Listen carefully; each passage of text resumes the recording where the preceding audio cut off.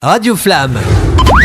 Bonjour Florent Lerouvillois. Bonjour, je suis Florent Lerouvillois, je suis chargé de projet renouvellement urbain pour la ville de Cherbourg-en-Cotentin et pour le Cotentin, et je m'occupe avec d'autres collègues du projet de renouvellement urbain du quartier Les Fourches Charcos-Panel. Florent, je t'ai demandé de nous parler de l'architecture du quartier des Fourches sur la ville de Cherbourg et aussi de faire éventuellement un parallèle avec certains bâtiments, certaines constructions de Flamanville. Donc le quartier Les Fourches Charcos-Panel, c'est un quartier qui s'est beaucoup développé après-guerre, à partir de 1948-1949. Précédemment, c'était un quartier rural qui se trouvait entre la ville de Cherbourg et puis le bourg d'Équeurdreville. Et donc, c'était des pentes bocagères, comme on en trouve dans la campagne du Cotentin, qui se trouvaient à proximité de l'hôpital maritime, qui lui est un peu plus ancien, qui date de la fin du 19e siècle. L'hôpital et son parc clos par ce mur d'enceinte,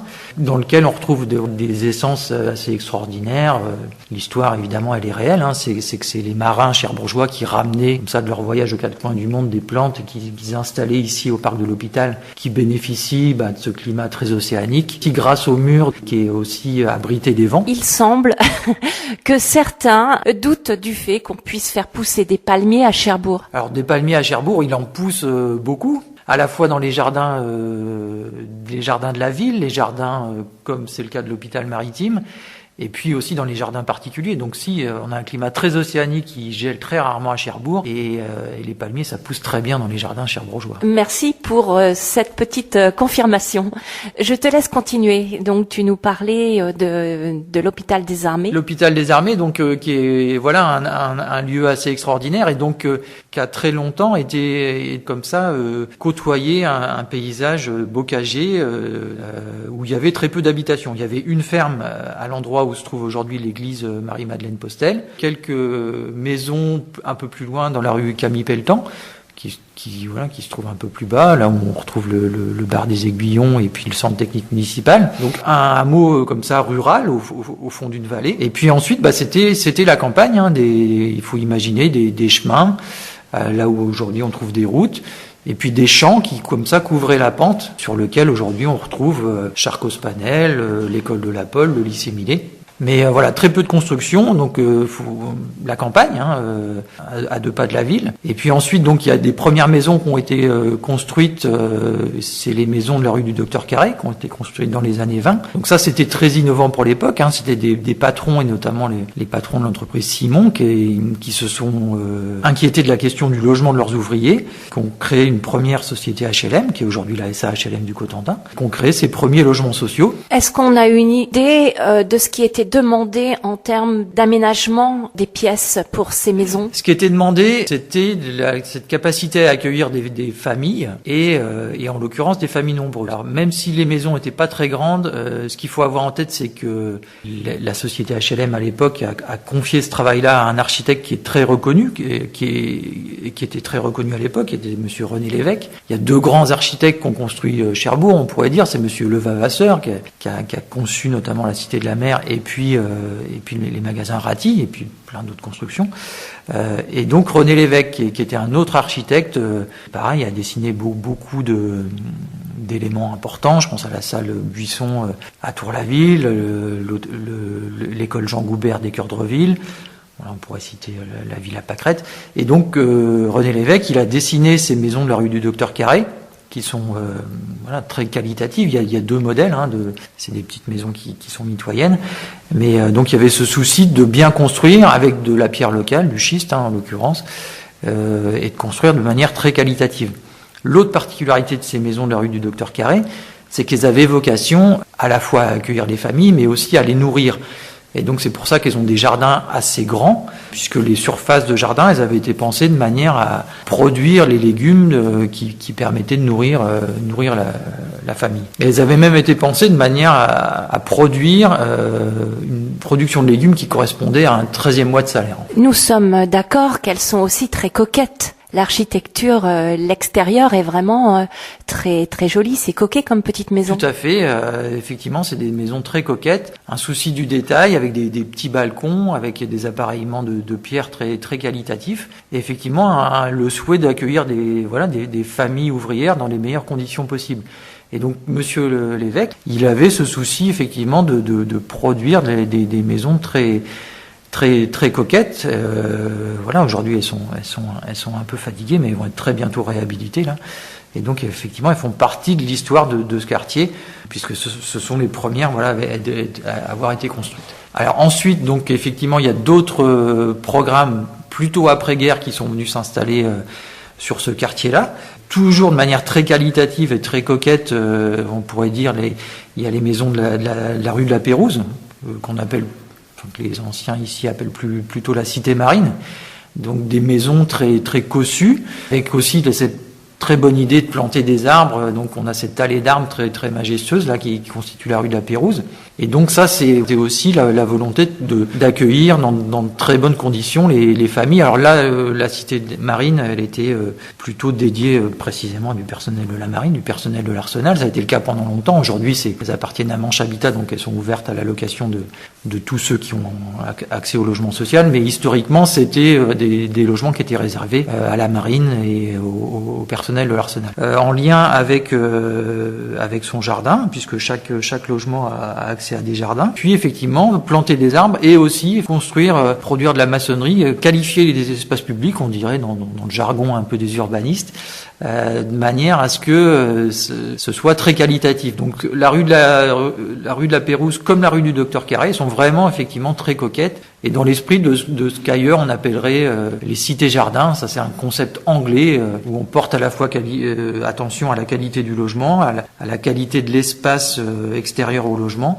qu'il soit privé ou qu'il soit public. Florent Lerouvillois, on remarque également qu'il y a une magnifique vue sur la mer. C'est pour ça qu'il y avait aussi des constructions de blocos datant de la dernière guerre mondiale. Tout à fait. Alors effectivement, c'est un quartier qui s'inscrit dans la pente qui domine donc l'hôpital maritime. Ça n'a pas échappé à l'armée d'occupation allemande, ces vues très dégagées sur la rade. Et donc il y a des blocos, plusieurs blocos qui ont été installés. Alors un qui est aujourd'hui encore très visible au-dessus de l'école de la Pole, et puis d'autres qui se trouvent un peu moins visibles parce qu'ils sont dans des propriétés privées. On a des vues incroyables effectivement sur la mer, par ces blocos, par les espaces publics, et puis évidemment par les logements, puisque ensuite, après donc la rue du Docteur Carré et la rue de la Pérouse, on a construit des immeubles donc qui sont un peu plus élevés en hauteur, et notamment sur les Fourches, des immeubles qui sont inscrits dans le haut de la pente et qui offrent des vues incroyables effectivement sur la mer. Ça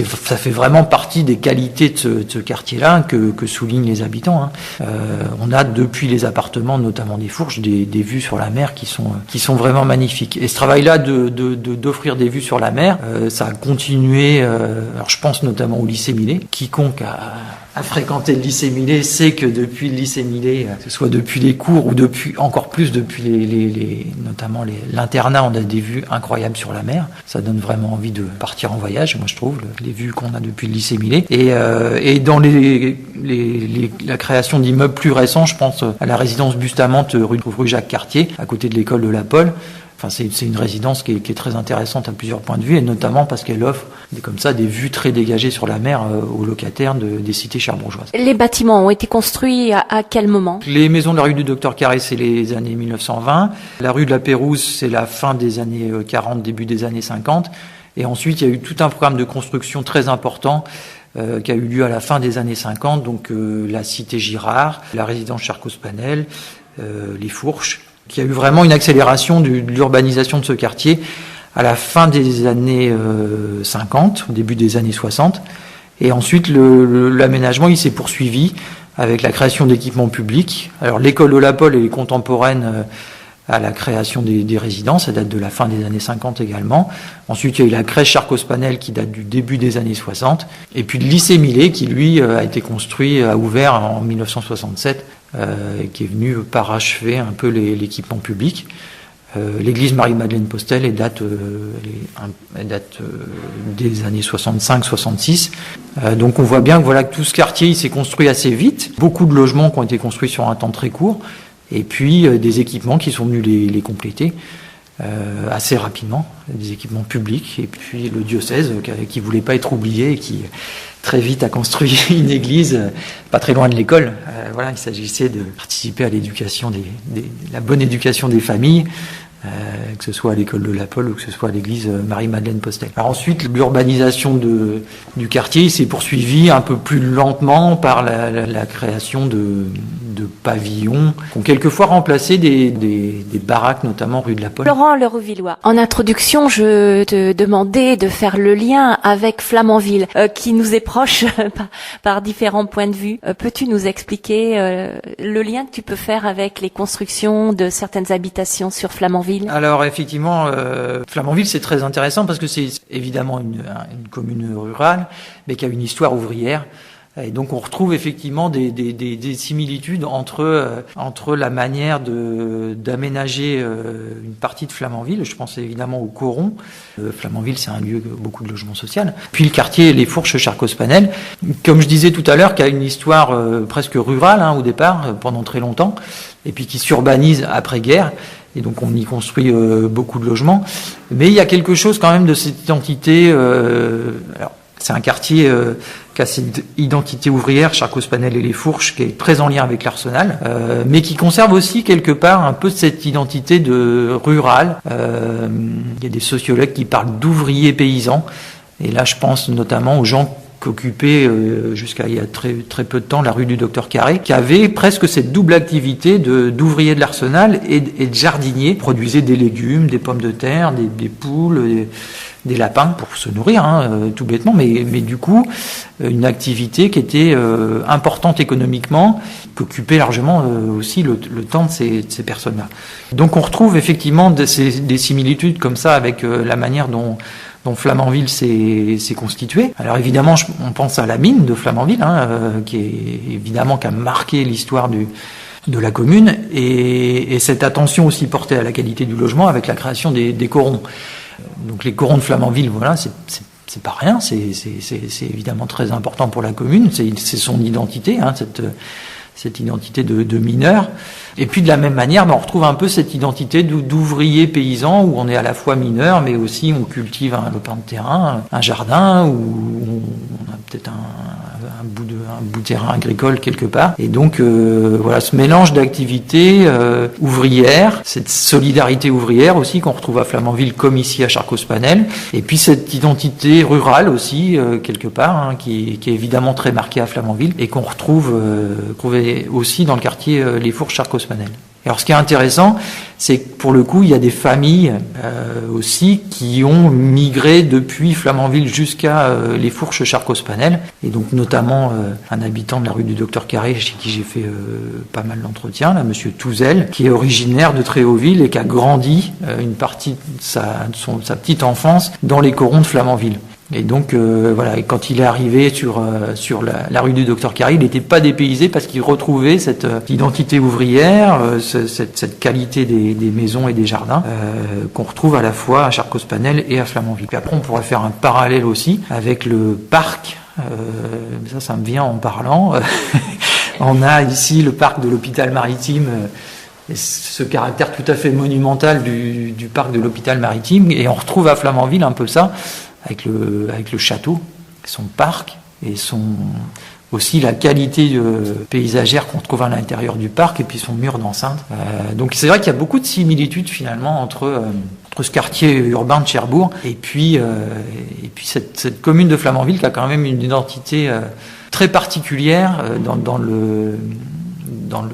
la campagne du Cotentin. Flamanville, pour moi, c'est Radio Flamme, c'est la radio. Et pour toi, Flamanville, c'est quoi? Alors, pour moi, Flamanville, moi, j'ai grandi à Siouville-Hague, qui est juste à côté de Flamanville. Et donc, Flamanville, pour moi, c'est les années collège, parce que je fais partie des premiers élèves qui sont rentrés au collège de Flamanville quand il a ouvert. Donc, je ne donnerai pas la date parce que j'ai peur de me tromper, mais c'était à la fin des années 80. Moi, je suis rentré, pour la petite histoire, au collège de Flamanville en 6e, l'année de son ouverture. Et donc Flamanville, c'était encore une fois, c'est un lieu très très particulier dans le Cotentin, parce que il est marqué par une histoire ouvrière ancienne qui est liée à la mine, et puis qui a été ravivée évidemment avec la création de la centrale de Flamanville. Et donc c'est un lieu où il y a à la fois une identité ouvrière comme ça qui s'exprime Je pense notamment à l'association des mineurs, hein, qui est encore active, qui fait des choses très intéressantes. Et puis après, à travers des clubs, je pense au club de foot de Flamanville, qui avait comme ça une identité très particulière. Je crois qu'on va parler du rugby aussi alors, parce qu'autrement il y en a qui vont pas être contents, mais on pourra pas tous les citer. C'est intéressant quand il y a des clubs qui jouent comme ça dans des lieux un peu atypiques, et c'est super d'aller suivre les matchs de rugby dans le parc du château de Flamanville. Merci beaucoup Florent, et j'espère qu'on aura d'autres discussions parce que c'était super intéressant de parler ainsi de l'architecture de Flamanville et de Cherbourg. Merci beaucoup, et au plaisir effectivement de reparler de tout ça. L'architecture, c'est très intéressant, et puis la manière dont les habitants s'en saisissent, la vivent, la représentent aussi, la racontent, c'est effectivement des choses passionnantes. On pourra en parler pendant des heures, donc au plaisir d'en reparler. Merci beaucoup. Radio Flamme.